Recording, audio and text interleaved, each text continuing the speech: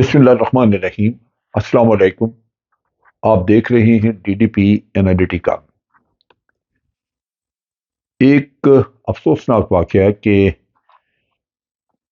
ایک سکھ کمیونٹی کے سرکردہ شہری، ان کا کل یعنی ایک دن پہلے لاہور میں قتل ہوا۔ کوئی لوگ موٹر سائیکل پہ آئے، انہوں نے قریب آ کے تو فائرنگ کی اور اس کے بعد وہ وہاں سے بھاگ گئے۔ سننے میں آیا ہے کہ جواباً فائرنگ کی، کیونکہ ان کے ساتھ ان کا ایک ساتھی تھا، کہا جاتا ہے کہ وہ پرمجیت سنگھ کا سیکورٹی گارڈ تھا، خدا بہتر جانتا ہے، لیکن بصورت وہ بھی زخمی ہے اور کریٹیکل کنڈیشن میں ہے۔ لیکن یہ سننے میں آیا کہ اس نے بھی فائر کیا اور جو موٹر سائیکل پہ لوگ تھے ان میں سے بھی کوئی غالباً زخمی ہے، لیکن پولیس نے اس کے بارے میں کوئی تفصیل نہیں بتائی۔ یہ جو پرمجیت سنگھ ہیں یہ لاہور کے قریب نواب ٹاؤن ایک جگہ ہے، وہاں کے رہائشی تھے، اور جو علاقے کے لوگ ہیں وہ تو ان کو جانتے ہیں کہ جی یہ عرصہ دراز صدیوں سے یعنی سالہ سال سے وہیں تھے، کوئی نیا آدمی نئے شہری نہیں تھے وہاں پہ۔ اور پرمجیت سنگھ کے بارے میں، پرمجیت سنگھ پنجوار اس کو کہتے ہیں۔ پنجوار اس وجہ سے کہ یہ پاکستان اور بھارت کے بارڈر کے قریب ہی ایک گاؤں ہے جس کا نام پنجوار ہے، اور یہ وہاں کے رہنے والے لوگ اپنے آپ کو پنجوار کہتے ہیں۔ 50 سال ان کی عمر تھی اور انتہائی شریف آدمی، جس کے بارے میں علاقے میں کسی کو کوئی شکایت نہیں۔ صبح سویرے اپنے گھر سے واک کے لیے نکلے 6:30 بجے کے قریب، اور مارننگ واک وہ لوگ بتاتے ہیں وہاں کے علاقے کے کہ روزانہ یہ مارننگ واک کرتے تھے۔ اس مارننگ واک کے موقع پہ اسی وقت کوئی موٹر سائیکل والے پاس سے گزرے ہیں جو ان پہ فائر کر گئے، اور ان کی موقع پہ ڈیتھ ہو گئی کیونکہ سر میں گولی لگی۔ یہ جو پاکستان میں جو واقعہ یہ ہوا، جیسے وہ بالکل اسی طرح جیسے بھارت نے آگے حافظ سعید صاحب کے گھر کے باہر دھماکہ کرایا تھا، اور بھی واقعات کرائے، لیکن حافظ سعید صاحب کے گھر کے قریب دھماکہ ہوا تھا، اور اس کے سارے تانے بانے وہ فوراً پکڑے گئے تھے، اور وہ سارے بھارت سے جا کے ملتے تھے۔ اس میں جو منی ٹرانسفر وغیرہ ہوا وہ بھی بھارت سے ملتا تھا۔ اب یہ پاکستان میں نہ تو ان کے خلاف کوئی شکایت تھی پرمجیت سنگھ کے خلاف، نہ ہی کوئی اس کی ایکٹیویٹیز ایسی تھی، لیکن شک یہی ہے، میرا اپنا اندازہ ہے، تجزیہ ہے، کہ اس کو بھارت کے کرائے کے قاتلوں نے مارا ہے۔ یہاں پہ کوئی بھی پولیس کی طرف سے ابھی تک کوئی ایسی سٹیٹمنٹ نہیں ہے، اور نہ ہی کوئی اس طرح کی کوئی اس کی ریپوٹیشن تھی جس سے کچھ کہا جاتا۔ لیکن بھارت میں میڈیا یہ کہتا ہے کہ جی یہ 90 کی دہائی میں جب اندرا گاندھی کا بھی قتل ہوا، اور اس وقت اس سے پہلے یہ خالصتان موومنٹ چلی تھی، تو اس میں یہ انہوں نے حصہ لیا تھا بڑا، اور اس زمانے میں اس کو ٹیررسٹ ڈکلیئر کیا گیا۔ حالانکہ یہ پڑھا لکھا آدمی پرمجیت سنگھ،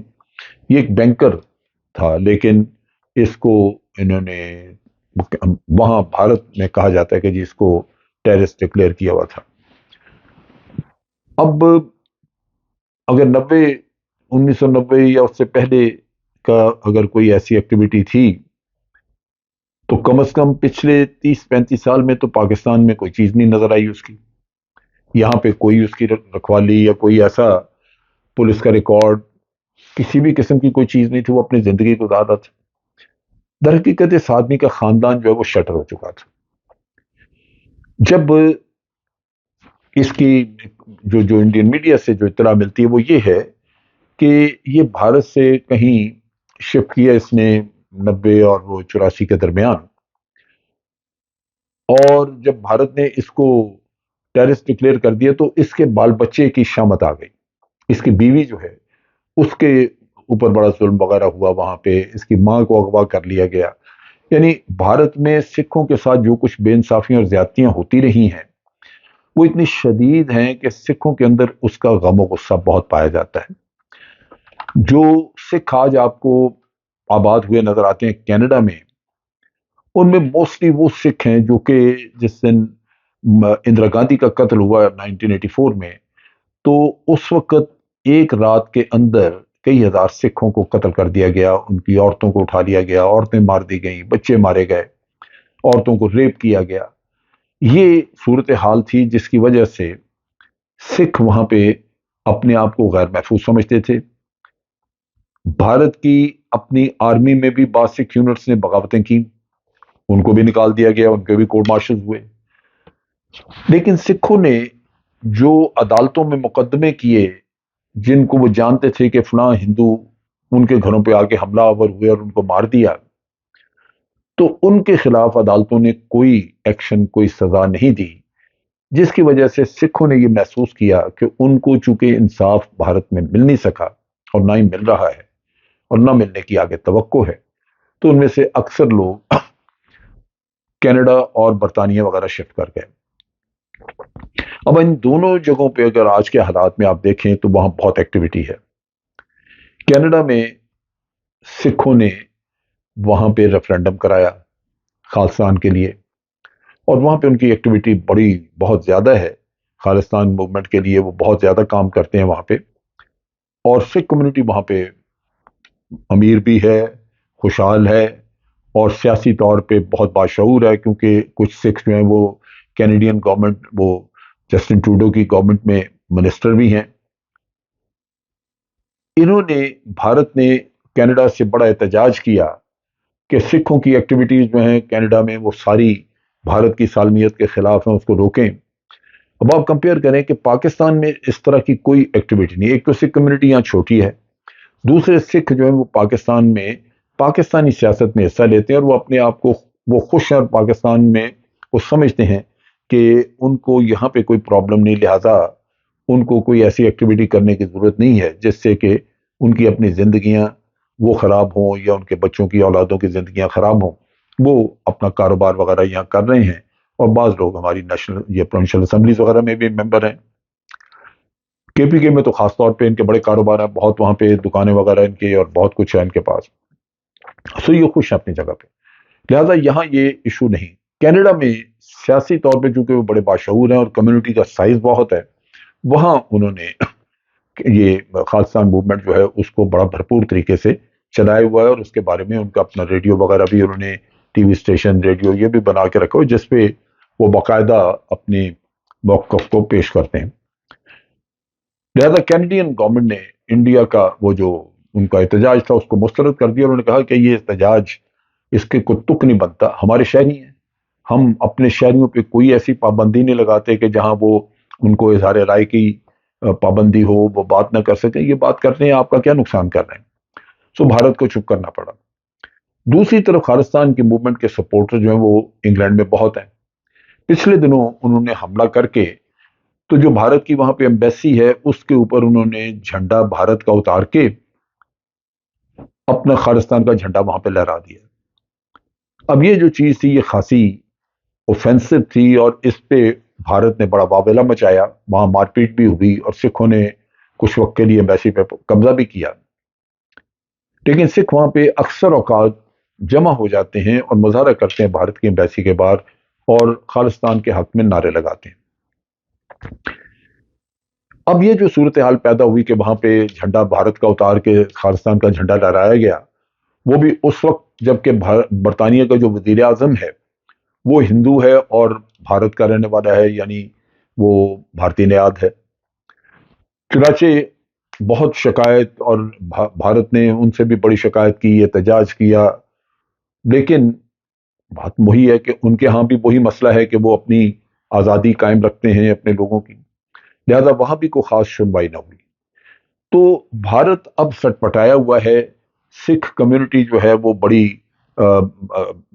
پنجاب میں ساری زراعت ان کے پاس ہے، فوج میں وہ بہت بڑی تعداد میں ہیں، مالی اعتبار سے وہ بڑے خوشحال ہیں، اور باہر کے ملکوں میں ان کی ریپرزنٹیشن بہت ہے جہاں ان کا موقف بڑی اچھی طرح پیش ہوتا ہے۔ تو اس سے بھارت خائف ہے بہت بری طرح کہ کسی نہ کسی وقت یہ موومنٹ ایسا زور پکڑے گی کہ یہ شاید سنبھالی نہ جا سکے اور خالصان بنانا پڑے۔ بنتا یا نہیں بنتا یہ الگ بات ہے۔ پاکستان اس معاملے میں قطعاً کوئی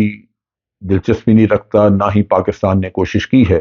کہ کوئی خالستان وغیرہ کے معاملے میں کوئی پولیٹیکل سپورٹ یا کوئی جیسے ہم کشمیریوں کو دیتے ہیں، کشمیریوں کو ہم ہر طرح سے اخلاقی بھی، سفارتی بھی، پولیٹیکل وہ سپورٹ ہم دیتے ہیں، اور ہمارا یہ فرض بھی ہے کہ کشمیری ہمارے بھائی ہیں، بھائی بہن ہیں، ان کے لیے تو سب حاضر ہے، لیکن سکھوں کے لیے ایسا نہیں ہے۔ لہذا یہ پرمجیت سنگھ جو کہ جس کے اوپر الزامات اگر کوئی ہیں تو وہ 80 اور 90 کی دہائی کے ہیں، یعنی 1990 سے پہلے پہلے کے ہیں، اس کو آج اگر ایلیمینیٹ کیا اور اگر کل ثابت ہو جاتا ہے کہ بھارت نے کروایا ہے، تو آپ ذرا سوچئے کہ بھارت کی ذہنیت ہے کیا۔ وہ لوگ جو پرامن ہیں ان کو بھی یہ ختم کرنا چاہتے ہیں، اور سکھ کمیونٹی لازماً اس چیز کا نوٹس لے گی۔ اس پرمجیت سنگھ کی بیوی جو کہ اپنے ملک سے اس کے اوپر کئی ظلم ڈھائے گئے، اس کو بڑا تنگ کیا گیا، تو وہ بیچاری جرمنی چلے گئی۔ اس کے 2 بیٹے بھی وہاں جرمنی جا چکے تھے پرمجیت سنگھ کے، اور پچھلے سال اس کا وہاں پہ اپنے دونوں بیٹوں کے پاس وہ رہ رہی تھی، وہاں اس کا انتقال ہو گیا۔ اب آپ سوچئے کہ پرمجیت سنگھ پنجوار جو ہے اس نے کتنے ظلم سے ہے، بیوی بھی چلے گئی، وہیں اسی زمانے میں غالباً 1985 میں اس کی پرمجیت سنگھ کی والدہ کو بھی اغوا کیا گیا وہاں پہ، اور پھر اس کا کوئی پتہ نہیں چلا۔ اب ان حالات میں یہ شخص، اور پڑھا لکھا آدمی جو کہ ایک بینکر تھا پروفیشن کے لحاظ سے، اس آدمی کو بھی ایلیمینیٹ کر دیا گیا۔ میرا اپنا اندازہ ہے کہ جب تحقیقات مکمل ہوں گی تو اس میں لازماً بھارت کا ہاتھ نظر آئے گا، کیونکہ بھارت ہی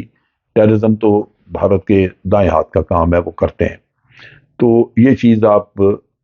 کچھ دنوں میں واضح ہو جائے گی، ہم دیکھیں گے، اس پہ بات کریں گے۔ تو بدقسمتی کہ ایک پرمن شہری